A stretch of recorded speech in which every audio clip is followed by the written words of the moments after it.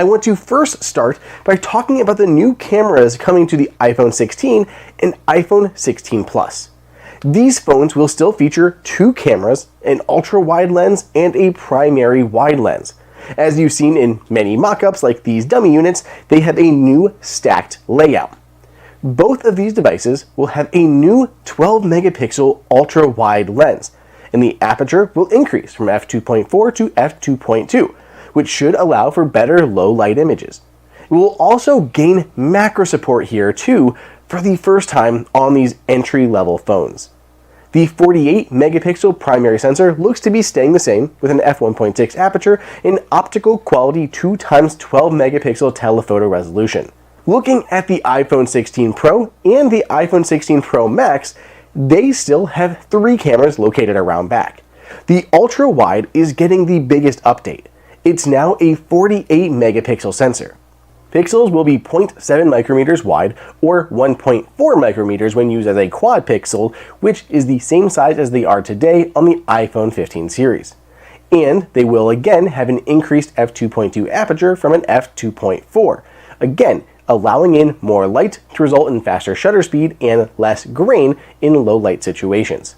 This is overall going to allow for much improved ultra-wide images. Just how Apple combines 4 pixels into one with the primary camera, it will do the same now for the ultra-wide. When combining the data from multiple sensors, the phone will be able to collect much more data for your images. As for the telephoto lens, it will be the same 12 megapixel f2.8 shooter we had on the iPhone 15 Pro Max, but now will be coming to the smaller iPhone 16 Pro as well. Two other details that we've learned. First, Apple will be supporting a new codec this year, JPEG XL. This will likely join the RAW and HEIF formats that it supports now. Second, the new Pro phones will support 3K at 120 FPS with Dolby Vision. On current-gen devices, highest Apple does is 1080p at either 120 or 240 frames per second, and there is no 3K option at all. That brings me to what I'm personally super excited for. Apple's rumored capture button has been very well documented thus far. This is everything we know about it, including some exclusive new details. The capture button is coming to all 4 devices: iPhone 16, iPhone 16 Plus, iPhone 16 Pro, and iPhone 16 Pro Max. It's going to be located on the lower right side of the phone. That way when you hold your phone to take a photo, the camera lens will be up top and your index finger will rest right there on that new button. It's a capacitive button, meaning you will need your finger to actually press it and it won't inadvertently be triggered in your pocket. It is to be used exclusively for camera-based apps, meaning you won't be able to use it to launch Twitter or open the flashlight. Users will be able to customize the app that it launches, be it Apple's own camera app or any third-party app that will support it. But it's more than just a simple one-trick pony. It has a force-sensitive half press. This is tied to a new developer API. In Apple's app, for example, it could perhaps lock the focus and exposure, just like with the real dedicated DSLR or mirrorless camera. Third-party devs could theoretically use this half press to do any number of different things unique to their apps. Then a full press will trigger the shutter. Again, this just reminds me of my Nikon. Apple is taking things further though.